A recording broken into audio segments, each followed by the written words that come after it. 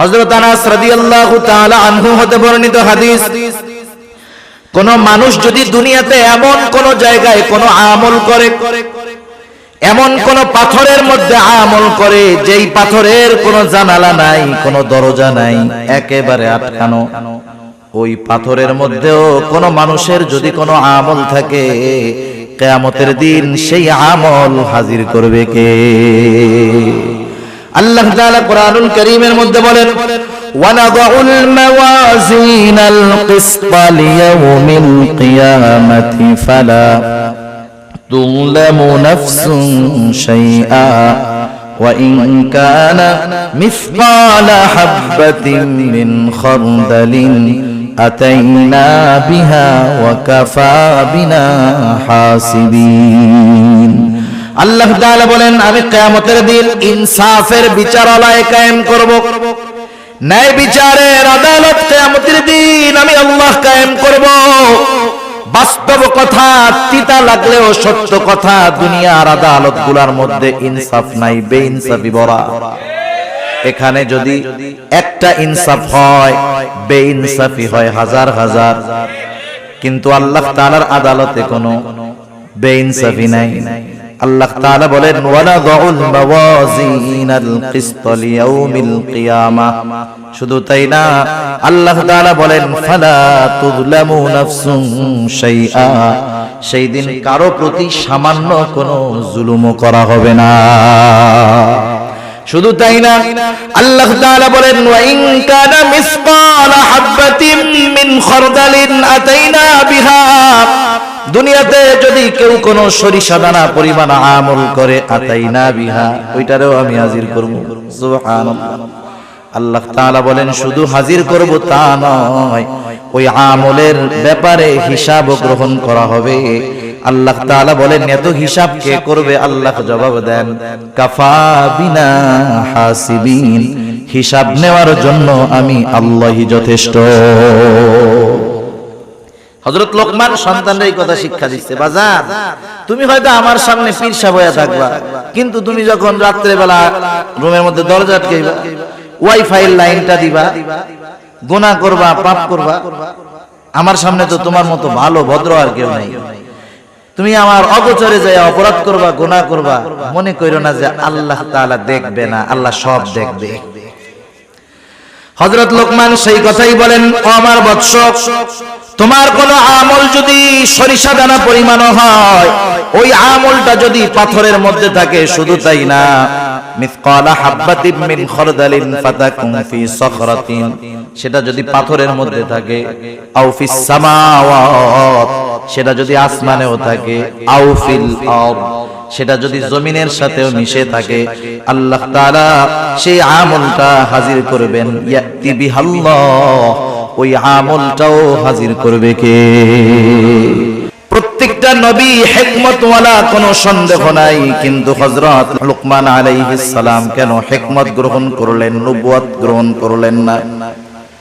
ওনাকে যখন প্রশ্ন করা হলো, উনি তখন বললেন, শোনো, নিঃসন্দেহে নবুয়ত এটা অনেক সম্মানজনক একটা কাজ, কিন্তু আল্লাহ সুবহানাহু ওয়া তাআলা আমাকে নিজের থেকে নবুয়তের জিম্মাদারি দেন নাই, বরং আমাকে অপশন দিয়েছেন।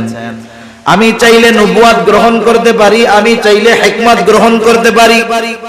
নবুয়ত যদি আমি গ্রহণ করতাম, এই নবুয়তের যেই জিম্মাদারি, যেই দায়িত্বটা ছিল, যদি কখনো এই দায়িত্বের ভিতরে কোনো কমতি পড়তো, কোনো ত্রুটি বিচ্যুতি হতো, আল্লাহ তাআলার কাছে এই ব্যাপারে আমার জবাবদিহিতা করতে হতো।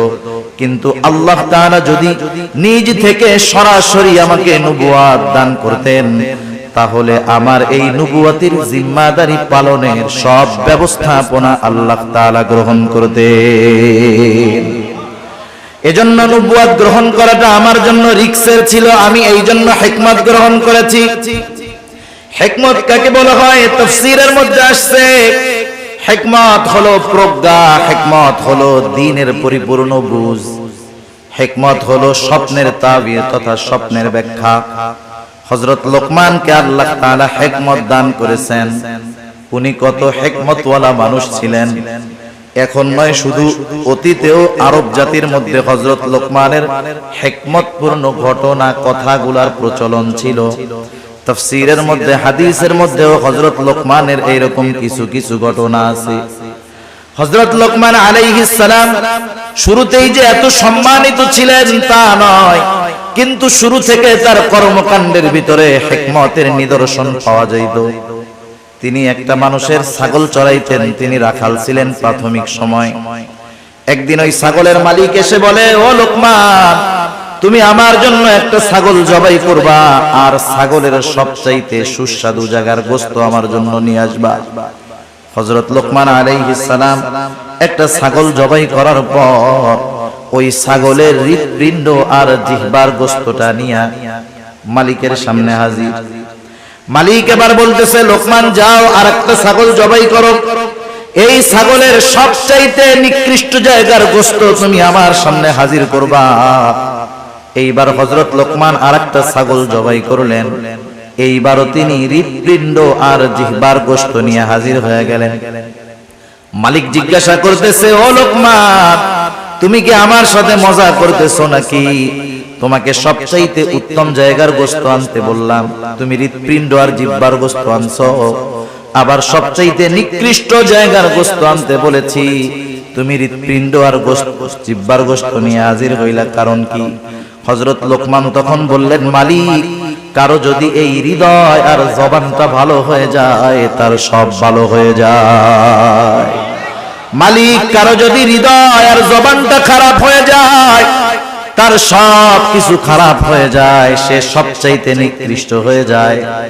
রাসূল আকরাম সাল্লাল্লাহু আলাইহি ওয়াসাল্লাম এই জন্য বলেন, ইন্নাল্লাহা লা ইয়ানজুরু ইলা সুওয়ারিকুম ওয়ালাকিন ইয়ানজুরু ইলা কুলুবিকুম ওয়া আমালিকুম।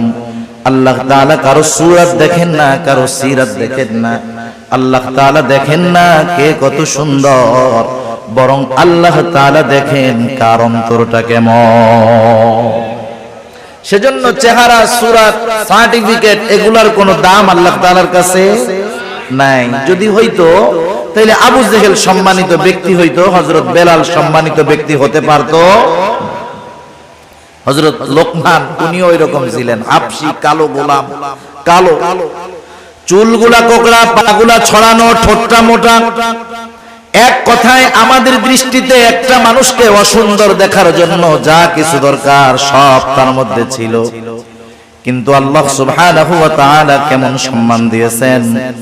হযরত লোকমান তিনি একদিন মানুষের সামনে বক্তব্য দিচ্ছেন, বক্তৃতা দেওয়ার জন্য দাঁড়ায় গেছেন। উপস্থিত শ্রোতাদের মধ্য থেকে একজন দাঁড়ায় বলে, ও লোকমান, আপনি আপনার বক্তব্য দেওয়ার আগে আপনার নিকটে আমার একটা প্রশ্ন আছে, অনুগ্রহ করে জবাব দিবেন। হযরত লোকমান বললেন, হ্যাঁ বলো। লোকটা এবার বলতেছে, আপনি কি সেই লোকমান নাকি যেই লোকমান আমার সাথে বাগানে বাগানে ছাগল চড়ায় বেড়াইতো? আপনি কি সেই লোকমান নাকি? একটু শিক্ষণীয় বিষয় একটু খেয়াল দিয়া শুনবেন। আমাদের সমাজে অনেক মানুষ আছে, একটা সময় তার কিছুই ছিল না, না ছিল কোনো সম্মান, না ছিল কোনো মর্যাদা, কিন্তু কালের পরিবর্তনে আজকে অনেক সম্মান সম্পদের মালিক। আপনি যদি তাকে তার অতীতের কথা স্মরণ করায়া দেন, দেখবেন সে আপনার উপরে বিরক্ত হবে। সে তার অতীত যে এত খারাপ ছিল, অতীতে যে সে কষ্টে ছিল, সেটা সে ফেস করতে চায় না, সামনে আনতে চায় না, অতীতকে ভুলে থাকতে চায়। কিন্তু স্বাভাবিক বিষয়টা হলো এমন, যেই ব্যক্তি সর্ব অবস্থায় তার অতীতকে স্মরণ রাখে, অতীতের শিক্ষা নিয়ে চলে, অধিকাংশ ক্ষেত্রে এই ধরনের মানুষগুলা শুকরগুজার বান্দা হয়। আর যারা অতীতকে ভুলে যায়, ওরা অধিকাংশ না শুকরগুজার। খেয়াল করে দেখবেন এটা। বনি ইসরাইলের 3 লোকের ঘটনা আছে। একটা ছিল টাকলা, আরেকটার কুষ্ঠ রোগ, আরেকটা হলো চোখে দেখতো না, কানা। আল্লাহ তাআলা পরীক্ষা করতে চাইছেন। প্রথম জনের টাক ঠিক করে দিবেন, ওরে একটা উট দিছে। আরেকজনের কুষ্ঠ রোগ ছিল, কেউ কাছে যাইতো না, আল্লাহ তাআলা ফেরেশতা দিয়ে ঠিক করায় দিলেন। এরপরে তারা একটা গরু দিলেন, সে এক সময় অনেক গরুর মালিক, উটওয়ালা অনেক উটের মালিক। আরেকটা ছিল অন্ধ, আল্লাহ তাআলার পক্ষ থেকে চোখ ঠিক হলো, সে একটা ছাগল পাইলো, তার ছাগলে আল্লাহ বরকত দিলেন, অনেক ছাগল হয়ে গেল। আগের দুইজনকে আবার পরীক্ষা করার জন্য এই তিনজনের কাছে ফেরেশতা আসলো। প্রথম দুইজন কি জবাব দিছে? ফেরেশতা এসে বলছে, আমি মুসাফির, আমার একটা উট দাও, আমি জানি আমার গন্তব্যে পৌঁছাইতে পারি। সে কি কইছে? সে বলছে, আরে মিয়া দেওয়া যাবে না, সমস্যা আছে। এবার ফেরেশতা তাকে মনে করায় দিয়েছে, ওই অতীত, যাই তুমি তো টাকলা ছিলা, তোমার কাছে কেউ আসতো না, কেউ তোমার কাছে ভিড়তো না, আফসোস করতা শুধু, আর বলতা, আরে আমার চুল যদি গজাইতো কত ভালো হইতো। আল্লাহ তাআলা তোমার চুল গজায়া দিলেন, তোমাকে উট দিলেন, উটের মধ্যে বরকত দিলেন, তুমি অতীতকে ভুলে গেছো? বলে না, এগুলো আমার আগের থেকেই ছিল। কি কইছে? আগের থেকেই ছিল।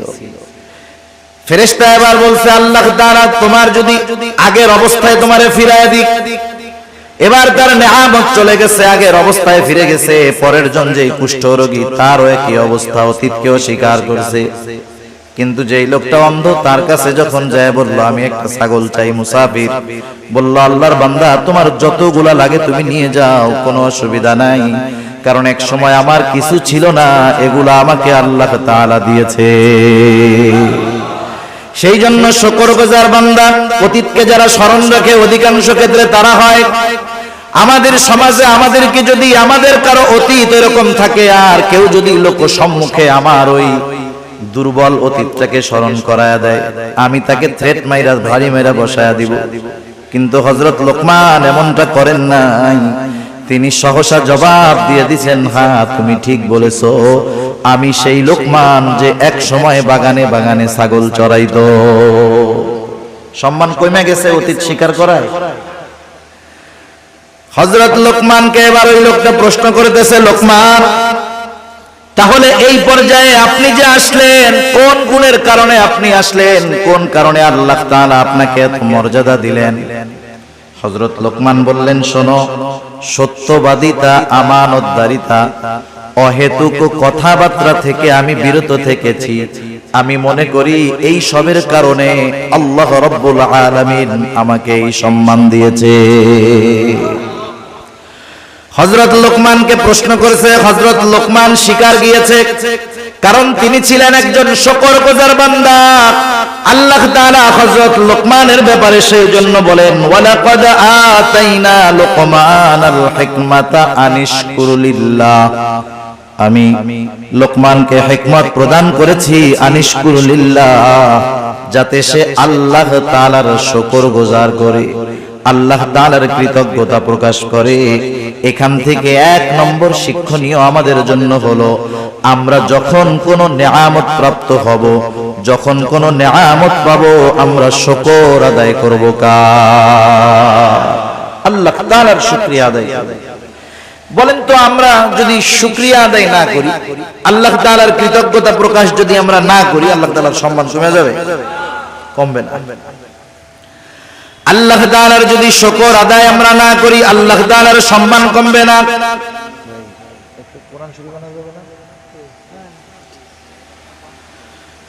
আল্লাহ তাআলার শুকরিয়া আমরা যদি সারা দুনিয়াবাসী না করি, আল্লাহ তাআলার সম্মান কমবে না। আর যদি তামাম দুনিয়ার মানুষ আল্লাহ তাআলার কৃতজ্ঞতা প্রকাশ করে, আমাদের শুকরিয়ার কারণে আল্লাহর ইজ্জত বাড়বেও না। তাইলে শুকরিয়া আদায় করলে আল্লাহ তাআলার কোনো লাভ নাই, না করলে আল্লাহ তাআলার কোনো ক্ষতিও নাই।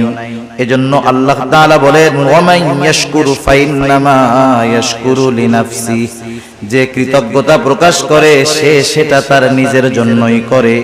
কারণ মানুষ যদি নেয়ামত পাওয়ার পর নেয়ামতের কৃতজ্ঞতা আদায় করে, তার নেয়ামতের মধ্যে প্রবৃদ্ধি দান করেন কে? আল্লাহ তাআলা কুরআনুল কারীমের আরেক জায়গায় বলেন, লা ইন শাকারতুম লা আযীদান্নাকুম ওয়া লা ইন কাফারতুম ইন্না আযাবী লাশাদীদ। আল্লাহ তাআলা বলেন, লা ইন শাকারতুম লা আযীদান্নাকুম, তোমরা যদি কৃতজ্ঞতা প্রকাশ করো, নেয়ামতের শুকরিয়া আদায় করো, আল্লাহ তাআলা এমনটা বলেন নাই যে বাড়ায়া দিমু, বরং আল্লাহ তাআলা বলেন, লা আযীদান্নাকুম, দুইটা তাকিদ যোগ করে আল্লাহ তাআলা বলেন, কেমন জানি কথাটা এরকম যে আমি অবশ্যই অবশ্যই তোমাদের নেয়ামত আরো আমি আল্লাহ বাড়ায়া দিব। ওয়ালা ইন কাফারতুম, তোমরা যদি কুফরি করো তথা নেয়ামতের কৃতজ্ঞতা প্রকাশ না করো, তাতে আল্লাহ তাআলার কোনো ক্ষতি নাই, বরং ক্ষতি কি? আল্লাহ তাআলা বলেন, যাই না রাখো, ইন্না আযাবি লাশাদীদ, আমার আযাব বড় কঠোর, আযাব বড় শক্ত। তাইলে শুকরগুজার বান্দার নেয়ামত আল্লাহ বাড়ায় দেয়, আর যারা নেয়ামতের শুকরিয়া আদায় করে না, আল্লাহ তাআলা তাদের কঠিন আযাবে গ্রেফতার করে। আল্লাহ তাআলা সেই কথাই বলেন, মান কাফারা ফা ইন্নাল্লাহা গনিয়্যুন হামিদ, আর যারা শুকরিয়া আদায় করে না, কুফরি করে, তারা জানা রাখুক, ফা ইন্নাল্লাহা গনিয়্যুন হামিদ, আল্লাহ তাআলা কারো কৃতজ্ঞতার মুখাপেক্ষী নয়। সেজন্য আমরা শুকরিয়া আদায় করলে লাভ আমাদের নিজেদের। এখানে আল্লাহ তাআলা হযরত লোকমানের পরিচয় দিচ্ছেন যে লোকমান তো হিকমতওয়ালা, শুধু হিকমতওয়ালা নয়, লোকমান আমার একজন শুকরগুজার বান্দা। সুবহানাল্লাহ। এইবার সেই লোকমান ছেলেদেরকে কি বলছে, সেই কথাগুলো আল্লাহ তাআলা আমাদেরকে বলতেছে। হযরত লোকমান সন্তানদেরকে নসিহত করতেছে, উপদেশ দিচ্ছে। এক নম্বর নসিহত, হযরত লোকমান সন্তানকে বলতেছে, ও আমার সন্তান, ওয়াইদ ক্বালা লুকমানু লিবনিহি ওয়া হুয়া ইয়াইদু ইয়া বুনাইয়া লা তুশরিক বিল্লাহ। হযরত লোকমান তার সন্তানকে এক নম্বর নসিহত করতেছে, উপদেশ দিচ্ছে, ও আমার বৎস। নসিহত করার কিছু ভাষা আছে, সব সময় ধমক দিলে কাম হয় না। আমরা তো আমাদের বাচ্চা ছেলেদেরকে কিছু উপদেশ দেওয়ার আগে বলে, বেটা আগে পিটানি দে, এই করি সেই করি।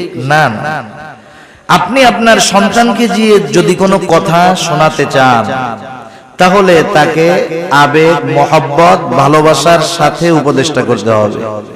ধমকের সাথে সব সময় সব ফায়দা অর্জন করা যায় না। সন্তানকে নসিহতের ভাষা হযরত লোকমান বলতেছে, ওয়াইদ ক্বালা লুকমানু লিবনিহি, আল্লাহ তাআলা বলেন হযরত লোকমান তার সন্তানকে বলতেছে, ইয়া বুনাইয়া লা তুশরিক বিল্লাহ, ইয়া বুনাইয়া, হে আমার বৎস। এটা বাংলায় অনুবাদ করে এর ভিতরে যেই মজাটা আছে এটা বোঝানো যাবে না।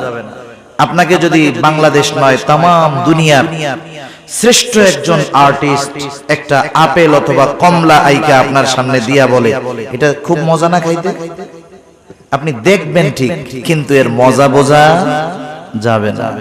সেজন্য আরবি ভাষাটা না অনুধাবন করতে না পারলে এর মূল মজা তরজমায় বোঝা যায় না। সেজন্য যারা আলেম আছে, মাদ্রাসা আছে, এরা বোঝে কোরআন তরজমা পড়ার আগে 4-5 বছর তার আরবি ভাষা ব্যাকরণ নিয়ে পড়া লাগে। কেন? কারণ কোরআনে আল্লাহ কি বলেন সেটা পরিপূর্ণ অনুধাবন করার যোগ্যতা অর্জন করার জন্য।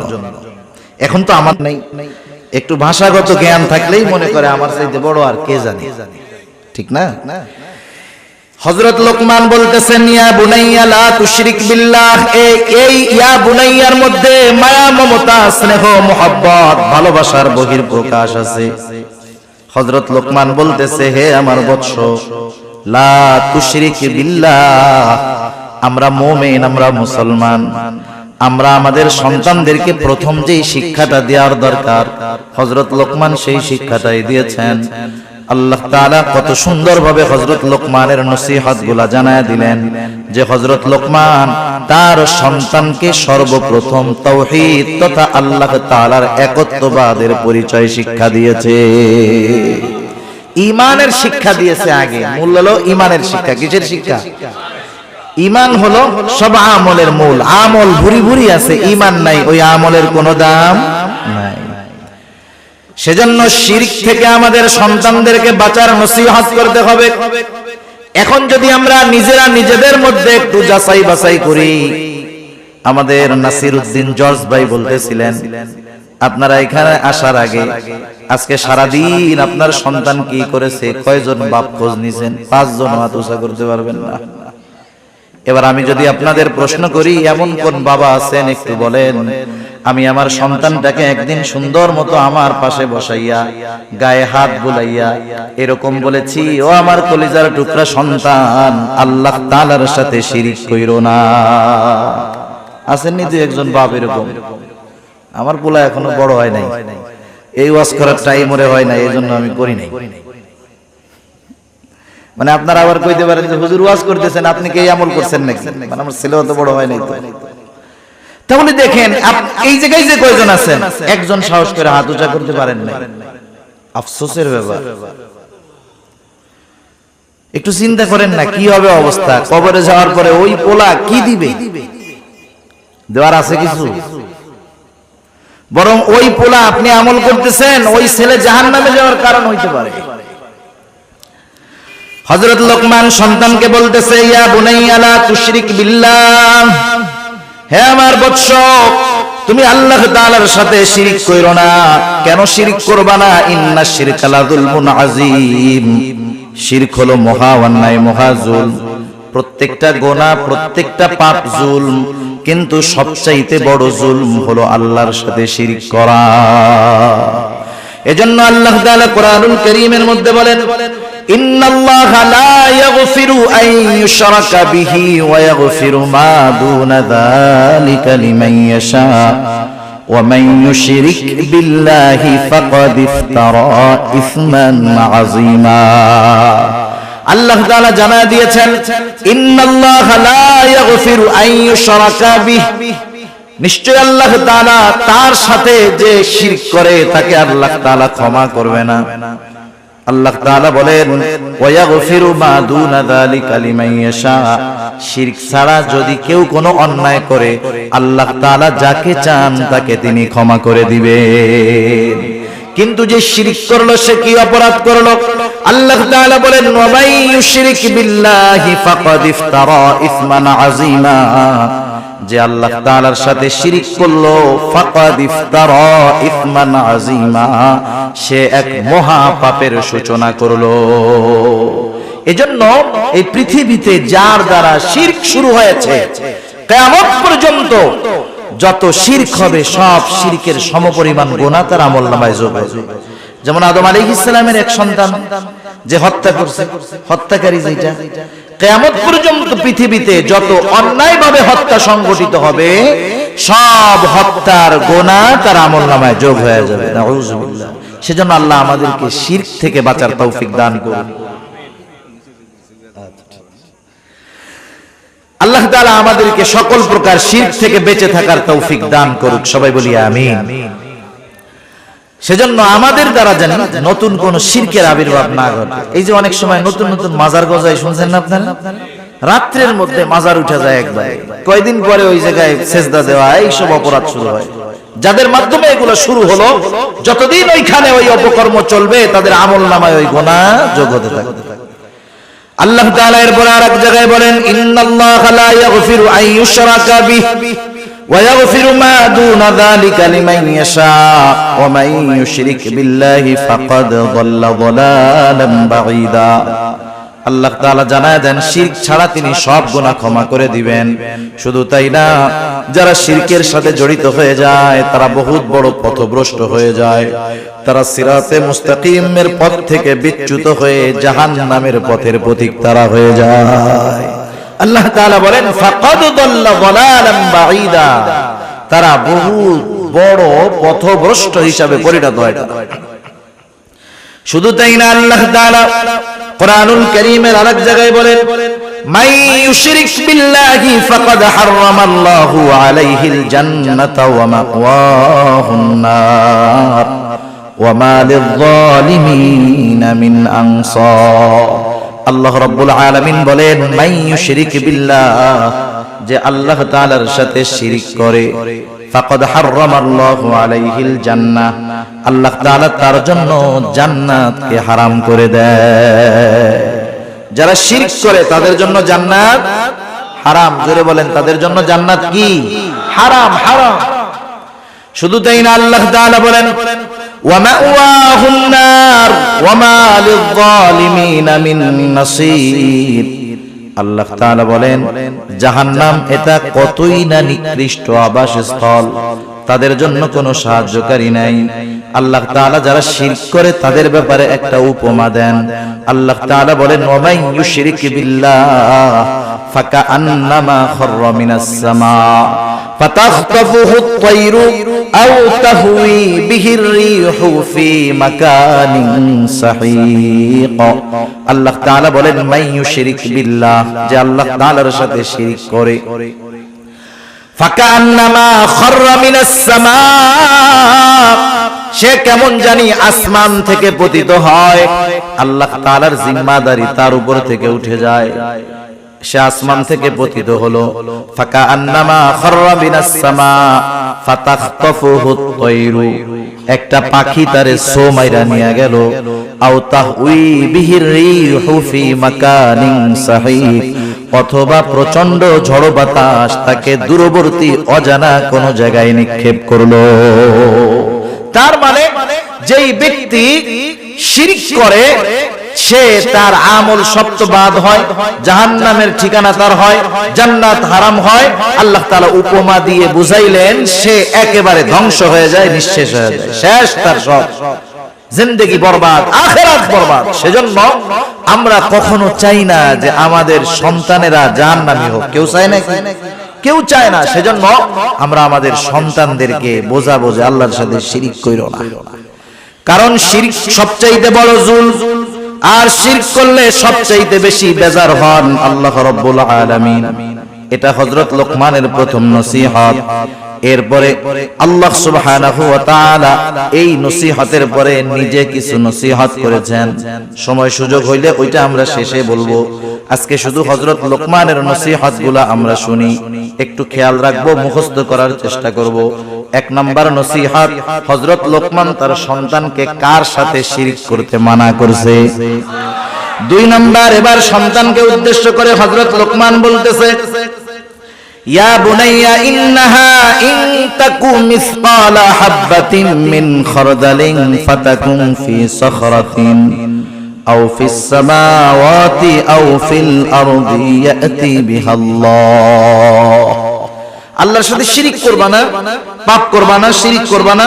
শুধু তাই না, এবার আল্লাহ তাআলা কতটা সূক্ষ্মদর্শী, তার মানে আল্লাহ তাআলা আমাদেরকে কতটা দৃষ্টির ভিতরে রাখেন।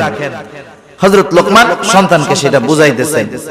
প্রত্যেকটা বাচ্চা যদি ছোট থেকে তার মা বাবা বাচ্চাকে যদি শিক্ষা দেয় আল্লাহ তাআলার ব্যাপারে, ওই বাচ্চার মগজে ওই বিশ্বাসটা ঢুকে যায়, সে সব সময় ওই বিশ্বাসের উপরে অটল থাকে।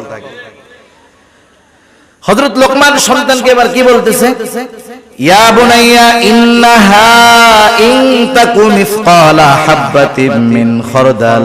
একটু খেয়াল দিয়ে শুনেন। বলতেছে, হে আমার বৎস, ইন্নাহা সেই জিনিসটা, ইন্নাহা সেই জিনিসটা, কোন জিনিসটা? মুফাসসিরিনে কেরাম দুইটা মত পাওয়া যায়। এক নাম্বার হলো এই ওই জিনিসটার দ্বারা উদ্দেশ্য হলো কোন পাপ। কোন কোন মুফাসসির বলেন পাপ না, সেটা যে কোনো আমল, ভালো আমল হতে পারে, মন্দ আমল হতে পারে। হযরত লোকমান সন্তানকে বলতেছে, ও আমার বৎস, তুমি যেই আমলই করো না কেন, ভালো অথবা মন্দ, ইন্নাহা ইন তাকু মিসকালা হাববাতিন। আল্লাহ তাআলা হযরত লোকমানের নসিহতটা কত সুন্দরভাবে দেখেন আমাদের খেদমতে পেশ করে বলেন। হযরত লোকমান সন্তানকে বলতেছে, তুমি যেই আমলটা করো সেই আমলটা যদি সরিষা দানা পরিমাণও হয়, ইন্নাহা ইন তাকু মিসকালা হাববাতিন মিন খারদালিন ফাতাকুন ফি সাখরাতিন আও ফিস সামাওয়াতি আও ফিল আরদি ইয়াতি বিহাল্লাহ। তুমি যেই আমলটা করো, ভালো হোক আর মন্দ হোক, ওই আমলটা যদি সরিষা দানা পরিমাণ হয়, কি দানা পরিমাণ বলেন? ওই আমলটা যদি সরিষা দানা পরিমাণ হয়, আর ওই আমলটা যদি পাথরের মধ্যে থাকে, কোন জায়গায় থাকে?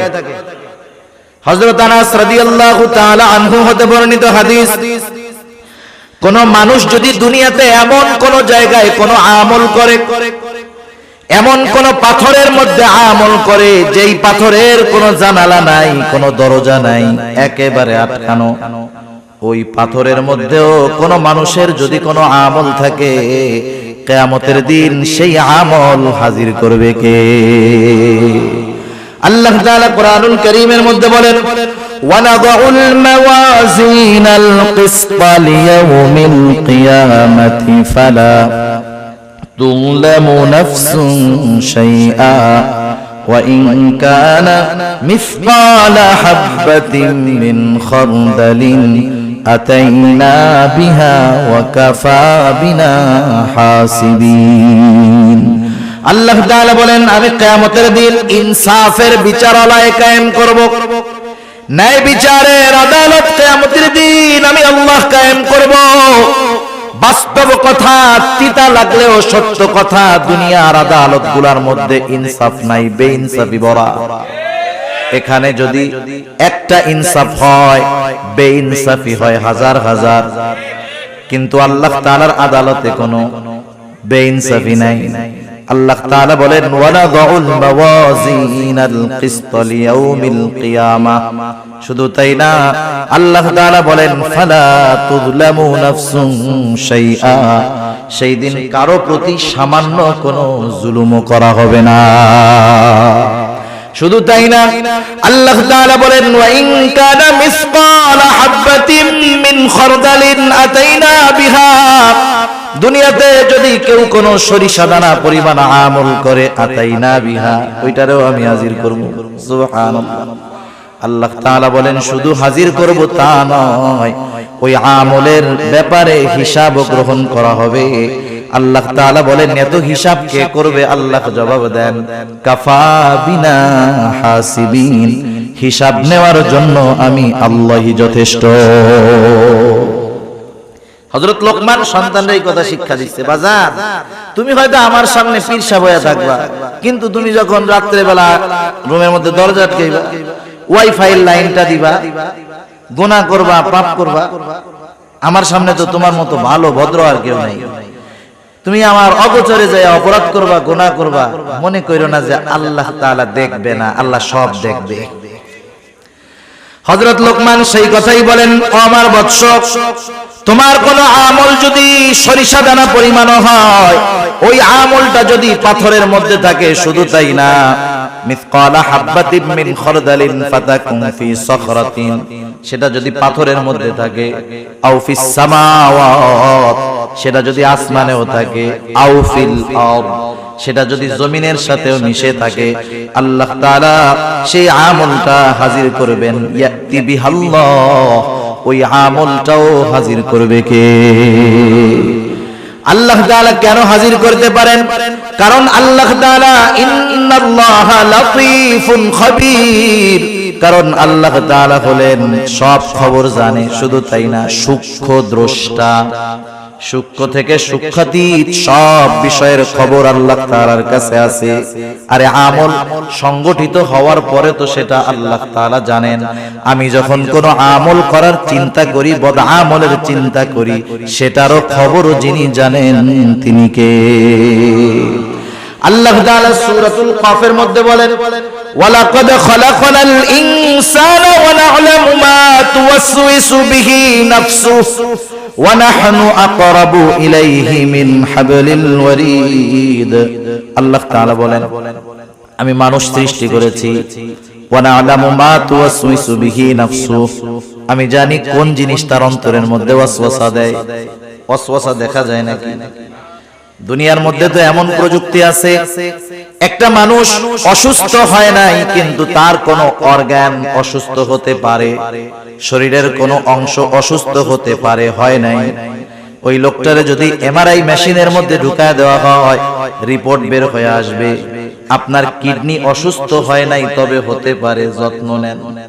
কিন্তু দুনিয়ায় এমন কোন মেশিন আছে নাকি যার মধ্যে ঢুকায় দিলে আমার আপনার অন্তরে কি আছে রিপোর্ট আকারে বের হবে?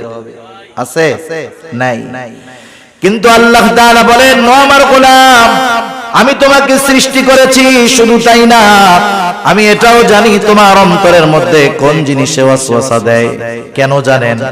আল্লাহ তাআলা বলেন, ওয়া নাহনু আকরাবু ইলাইহি মিন হাবলিল ওয়ারিদ। আমি তোমার অন্তরের ওয়াসওয়াসার খবর জানার কারণ হলো আমি তোমার শাহরগের চাইতে অধিক নিকটে। তার মানে আমার ভাষায় আমি মাঝে মধ্যে বলি, আমি আমার যত কাছে তার চাইতে বেশি কাছে কে? আল্লাহ এত কাছে, সেজন্য আমার প্রত্যেকটা পদক্ষেপ আল্লাহর নজরের বাইরে না।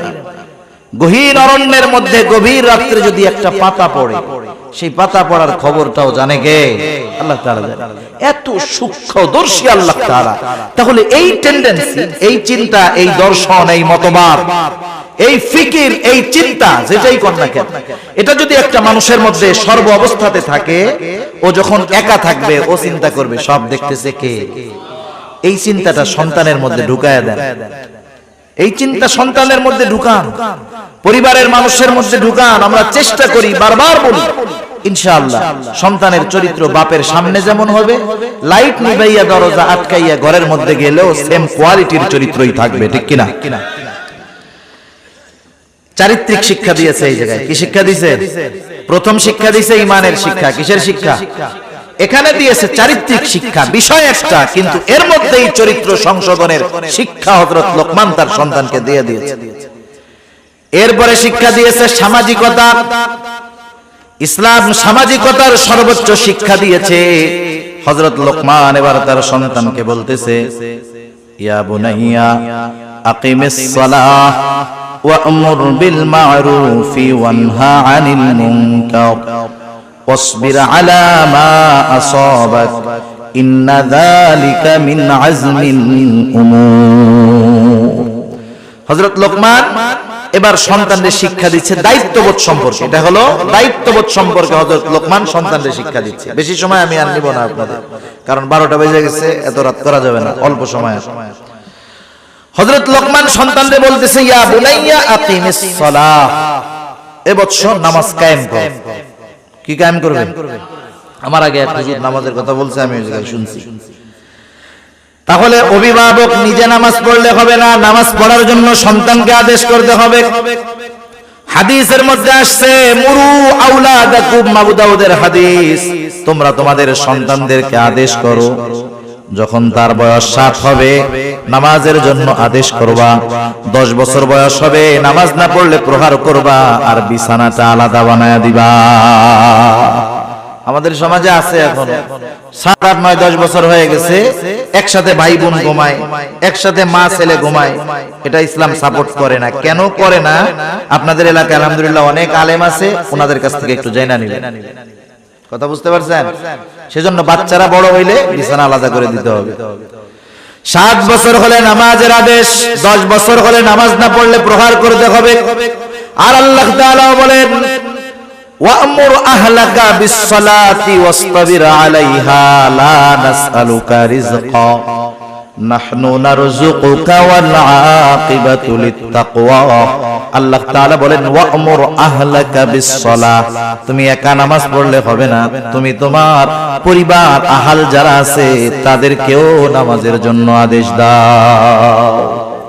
কারণ কিয়ামতের দিন সর্বপ্রথম নামাজের হিসাব হবে। কিয়ামতের দিন প্রথম হিসাব কিসের হবে? নামাজের। এজন্য সন্তানদের নামাজি বানাইতে হবে। যে নামাজি সে সঠিক পথের উপরে থাকার চেষ্টা করে। এরপর হযরত লোকমান তার সন্তানকে বলতেছে, ওয়া'মুর বিল মা'রুফি ওয়ানহা আনিল মুনকার, ভালো কাজের আদেশ করো, অসৎ কাজের নিষেধ করো। সন্তানকে হযরত লোকমান বলতেছে, আমরা হলাম শ্রেষ্ঠ উম্মত। কি উম্মত? একটু জোরে বল, আরো জোরে বলেন, কি উম্মত? আজকে 12ই রবিউল আউয়াল। অনেকে কইতে পারে, হুজুর কেন আজকে অন্য ওয়াজ করতেছে, এটা কেন করলো না? আগেও শুনলাম কয়েকজন কিছু একটা বলছে, এই জন্য বললাম না। আবার ওই যে বললাম আপনাদের জর্জ ভাই কথা বললো, আমি চিন্তা করলাম এই বিষয়টাই বলি। তা যাই হোক, ভালো কাজের আদেশ, অসৎ কাজের নিষেধ। আর আমরা কি উম্মত? শ্রেষ্ঠ উম্মত। এটা কি চাপার জোরে হওয়া যাবে? শ্রেষ্ঠ উম্মত হতে হবে আল্লাহ তাআলার ফর্মুলা অনুযায়ী। আল্লাহ তাআলা কোরআনুল কারীমের মধ্যে বলেন, কুনতুম খায়রা উম্মাতিন উখরিজাত লিন-নাস তা'মুরুনা বিল মা'রুফ ওয়া তানহাউনা আনিল মুনকার ওয়া তু'মিনুনা বিল্লাহ। শ্রেষ্ঠ উম্মত যদি হতে হয় 3টা জিনিস মাস্ট বি লাগবে। আল্লাহ তাআলা বলেন তোমরা হইলা শ্রেষ্ঠ উম্মত, মানুষের কল্যাণের জন্য তোমাদেরকে বের করা হয়েছে। এখন কোন কাজ করলে তোমরা শ্রেষ্ঠ উম্মত হবা? মনে রাখবেন একজন বেধর্মী সেও কিন্তু নবীর উম্মত। তাইলে শ্রেষ্ঠ উম্মত হওয়ার জন্য তিনটা কাজ। এক নাম্বার কাজ তা'মুরুনা বিল মারুফ, ভালো কাজের আদেশ করবা। দুই নাম্বার তানহাউনা আনিল মুনকার, মন্দ কাজে বাধা প্রদান করবা। ওয়া তুমিনুনা বিল্লাহ, আর আল্লাহ তাআলার প্রতি ঈমান আনবা। ঈমানের সাথে ভালো কাজের আদেশ, অসৎ কাজের নিষেধ, এরা হলো শ্রেষ্ঠ উম্মত। এখন যেই জামানা চলতেছে হুজুর, ভালো কাজের আদেশ করলেও জান যায়, মন্দ কাজের থেকে বাধা দিলেও জান শেষ। কি করব? এই কর্মের উপরে ঈমানের স্তর বিন্যাস রয়েছে। রাসূল আকরাম সাল্লাল্লাহু আলাইহি ওয়াসাল্লাম বলেন, মান রাআ মিনকুম মুনকারান ফালইয়ুগাইয়িরহু বিয়াদিহি ফাইন লাম তাসতাতি' ফাবিলিসানিহি ফাইন লাম তাসতাতি' ফাবিকলবিহি ওয়া যালিকা আযআফুল ঈমান। নবীজি সাল্লাল্লাহু আলাইহি ওয়াসাল্লাম বলেন, তোমাদের মধ্যে কেউ যখন কোনো মন্দ কাজ দেখবে, অন্যায় কাজ দেখবে, ফালইয়ুগাইয়িরহু বিয়াদিহি, সে কাজটা শুধু থামায়া দিবে তা নয়, ফালইয়ুগাইয়িরহু বিয়াদিহি, কাজটাকে সে পরিবর্তন করে দিবে। তার মানে হচ্ছে গুনার কাজ, ওটা থামাবে তো থামাবে, সাথে সাথে ওই দিকে একটা ভালো কাজ চালু করে দেবে। বোঝা গেছে? এইরকম পাওয়ার যার আছে, ঈমানের দাবি হলো তার যদি সক্ষমতা থাকে, সে এই মন্দ কাজ থামায়া ওই দিকে একটা ভালো কাজ চালু করে দেবে। এখন এই ক্ষমতা আমাদের নাই। যদি মন্দ কাজে বাধা দিতে চাই, জান শেষ। নবীজি বলেন, ফাইন লাম তাসতাতি' ফাবিলিসানি, সে যদি ওই মন্দ কাজকে বাধা দিয়া পরিবর্তন করতে অক্ষম হয়, সে জবানের দ্বারা বাধা প্রদান করবে, নিষেধ করবে। নিষেধটা সে যে কোনো ভাবে করতে পারে, কারণ দাওয়াতের বহুত পদ্ধতি আছে। একই কাজ যদি আপনার ছেলে করে, আপনি তাকে বাধা দিয়া ধোলাই মন মতো দিতে পারবেন, কিন্তু পাশের একজন যদি করে, আপনি ধমক দিতে পারবেন, মাগার ধোলাই দিতে পারবেন না, কারণ ওই জায়গায় ওই পাওয়ার আপনার নাই। সেই জন্য ক্ষেত্র বিশেষ দাওয়াতের পদ্ধতি হলো, কিছু কিছু জায়গায় শক্ত ভাষায় দাওয়াত হবে, কিছু কিছু জায়গায় নরম ভাষায় দাওয়াত হবে। এই জন্য নবীজির বয়ান তথা খুতবার মধ্যে কখনো পাওয়া যাইত তিনি রাগান্বিত স্বরে বক্তব্য দিতেন, নবীজির চেহারাগুলা লাল হয়ে যাইত। আবার কিছু কিছু সময় নবীজি বক্তব্য দিতেন, সাহাবারা কান্নায় জর্জরিত হয়ে যাইত। জবানের দ্বারা বাধা প্রদান করবে, ধমক দিয়া বারুক। বড় মানুষ যদি করে, তারা তো ধমক দেওয়া যাবে, তারা তো বুঝাইতে হবে, চাচা কামটা ভালো না, কয়দিন পরে মইরা যাবেন, দাড়ি পাইকা গেছে, চামড়া ঝুলে গেছে, আজরাইল চারপাশ দিয়ে ঘুরতেছে, বাদ দেন না, এই যে কাজ হয়ে গেল না। আর ছোট মানুষটা যদি আপনি অপরাধ করার পরে পায়ে ধরে কন, বাদর পায়ে ধরে করিস না, কাজ হবে না। যেখানে যেরকম ভাবে বাধা দেওয়া, সেই জায়গায় সেরকম ভাবে দিতে হবে। এখন আপনি আমি যদি মুখ দিয়ে বা জবান দিয়ে বাধা প্রদান করতে চাই, তাও বিপদ আছে। নবীজি সাল্লাল্লাহু আলাইহি ওয়াসাল্লাম বলেন, ফাইল্লাম তাসতাতি' ফাবিকলবিহি ওয়া যালিকা আযআফুল ঈমান। কেউ যদি জবানের দ্বারা বাধা প্রদান করতে অক্ষম হয়, সে অন্তরের দ্বারা বিষয়টাকে ঘৃণা করবে। কোন জায়গায় যদি কোনো অপরাধ সংগঠিত হয়, কথার কথা আপনাদের এলাকায় একটা অপরাধ হচ্ছে, আর এক লোক উমরা হজ পালন করতে গেছে সৌদি আরব, একবারে হারামের মধ্যে আছে, তাওয়াফরত অবস্থায় আছে, বাইতুল্লাহর সামনে আছে। একজন ফোন দিছে, ভাই এলাকায় তো এই কাম হইছে, এটা করছে, সাইজ করে দিব নাকি? উনি ওই জায়গা থেকে বলছে, সাইজ করে দে, আমার কিছু কোয়া লাগে। এবার দিয়া অপরাধ একটা সংগঠিত হয়ে গেল, ঠিক না? উনি আছে কই? মক্কা শরীফ। উনি যদিও এই অপরাধ যেখানে হচ্ছে সেখানে নাই, কিন্তু এটাকে সমর্থন দেওয়ার কারণে উনি ওই অপরাধীদের শামিল। আরেকজন দুর্বল মানুষ, এক জায়গায় অপরাধ সংগঠিত হচ্ছে, ওই অপরাধ যেখানে হচ্ছে সেই জায়গায় সে আছে। কথা বুঝেন নাই? সেই জায়গায় সে আছে, কিন্তু বাধা দেওয়ার মতো ক্ষমতা নাই। অন্তরে কইতেছে, আল্লাহ আমি যাইফ, আমি দুর্বল, বাধা দেওয়ার ক্ষমতা আমার নাই, আপনি আমারে মাফ করেন। ওই জায়গায় অপরাধ হচ্ছে, গুনাহ হচ্ছে, সে উপস্থিত, তবে সে অক্ষম বাধা দিতে। সে যদিও ওই জায়গায় আছে, কিন্তু আল্লাহ তাআলার কাছে তার অক্ষমতা প্রকাশ করার কারণে সে যেন কেমন যেন ওই গুনার সাথে তার কোনো সম্পৃক্ততা নাই। সেজন্য নবীজি বলেন, কমপক্ষে অন্তরের দ্বারা ঘৃণা করবে, এটা হলো দুর্বল ঈমানের পরিচয়। সেই জন্য আমরা যে যেখান থেকে পারি ভালো কাজের আদেশ, অসৎ কাজের নিষেধ করব। এরপরে বলেন, এই কাজ করতে গেলে বাধা আসতে পারে। এই জন্য হযরত লোকমান তার সন্তানকে বলেন, ওয়াসবির আলা মা আসাবাক ইন্না যালিকা মিন আজমিল উমুর। এই কাজ করতে গিয়া যদি কখনো বিপদ আপদ আসে, ওয়াসবির, তুমি সবর করো, মুসিবত আসলে সবর করো। ইন্না যালিকা মিন আজমিল উমুর, নিশ্চয় এটা বড় জটিল এক কাজ, এটা বিশাল এক জিনিস, সাধারণ কাজ না। এরপরে হযরত লোকমান সন্তানকে সামাজিকতা শিক্ষা দিচ্ছে, মানুষের সাথে কিভাবে মিশতে হবে। হযরত লোকমান সন্তানকে বলতেছে, ওয়ালা তুসাইর খাদ্দাকা লিন্নাসি ওয়ালা তামশি ফিল আরদি মারহা।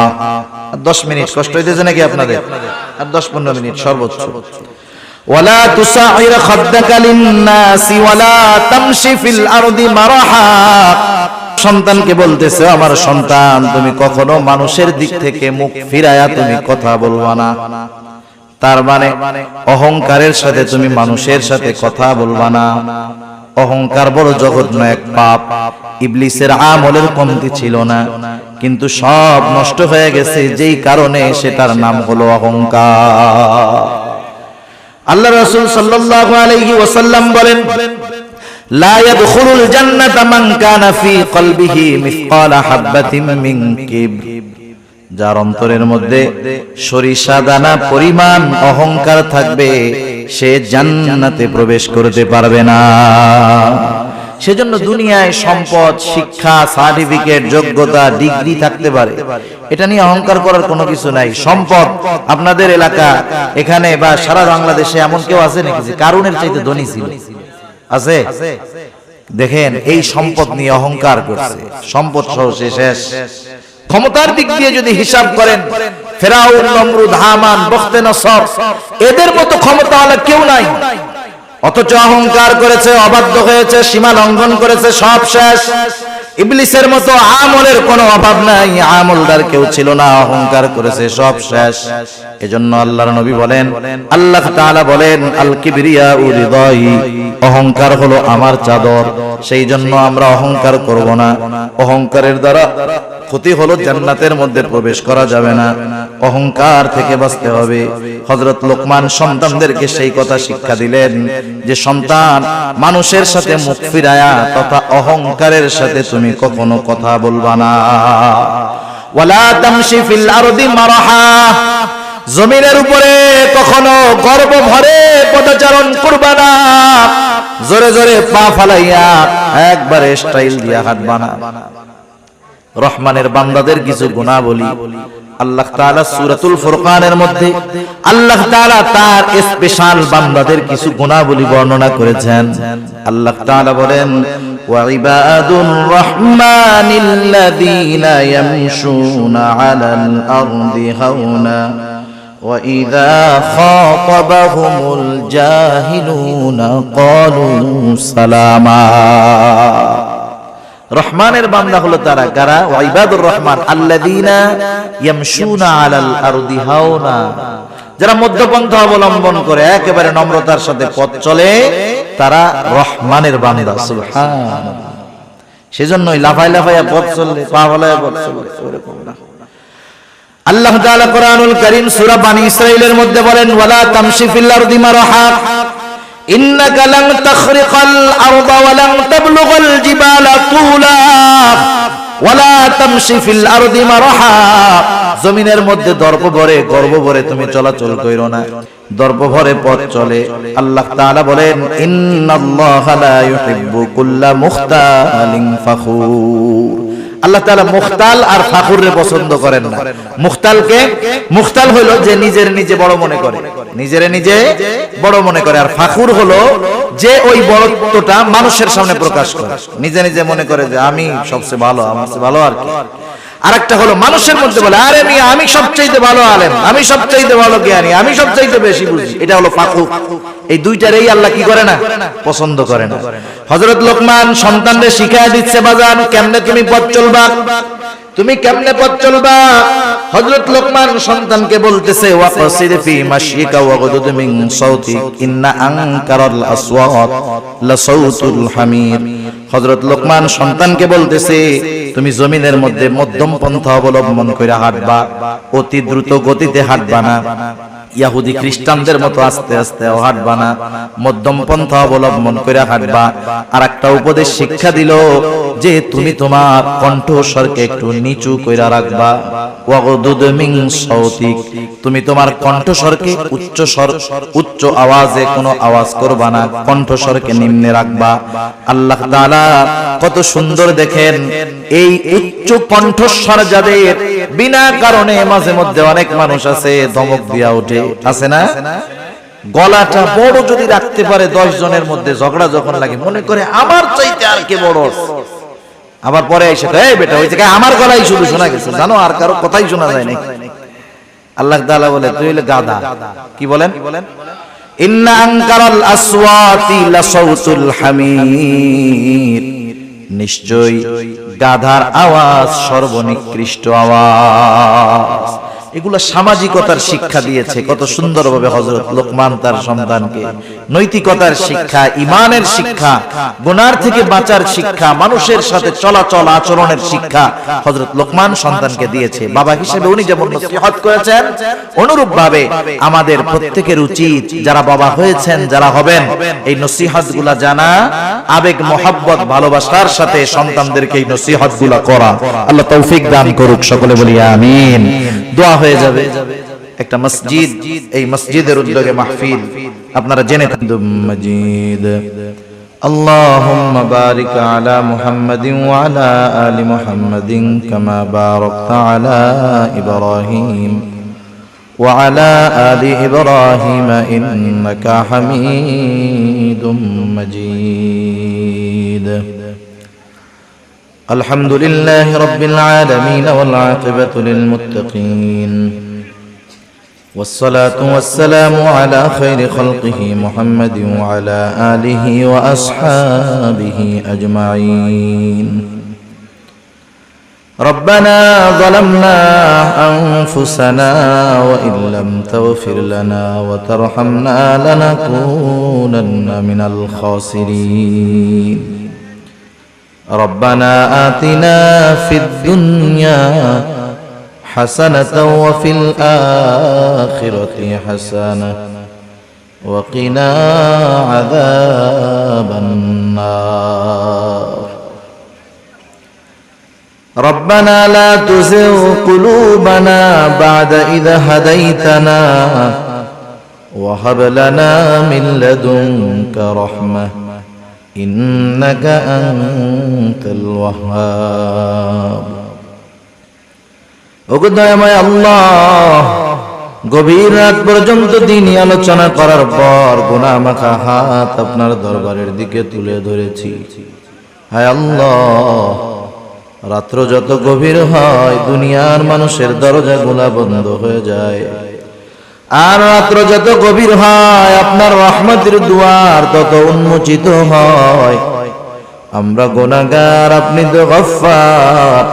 আয় আল্লাহ, যে যেখান থেকে হাত উঁচু করেছে আমাদের প্রত্যেকের বিগত জীবনের সকল কবিরা সগীরা গুনাহগুলো আপনি মাফ করে দেন ইয়া রাব্বাল আলামিন। আমাদের আত্মীয় স্বজনের গুনাহগুলো মাফ করে দেন আল্লাহ।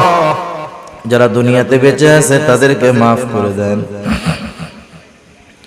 যারা দুনিয়া ছেড়ে অন্ধকার গহীন কবরে চলে গেছে তাদের গুনাহগুলো মাফ করে কবরগুলো আপনি জান্নাতের টুকরা বানায় দেন ইয়া রাব্বাল আলামিন। খাস করে আজকের এই মাহফিল আপনি কবুল আর মঞ্জুর করে নেন।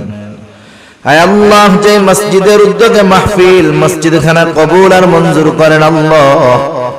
যারা অর্থ দিয়ে, শ্রম দিয়ে, সময় দিয়ে, সৎ পরামর্শ দিয়ে বিভিন্ন ভাবে সহযোগিতা করেছে আল্লাহ, প্রত্যেকের ছোট বড় সকল প্রকার সাহায্য সহযোগিতা আপনি কবুল আর মঞ্জুর করে নেন। কে কোন আশায় সহযোগিতা করেছে আপনার জানতে বাকি নাই। প্রত্যেকের মনের নেক চাওয়া নেক আশা আপনি কবুলের মঞ্জুর করে নেন।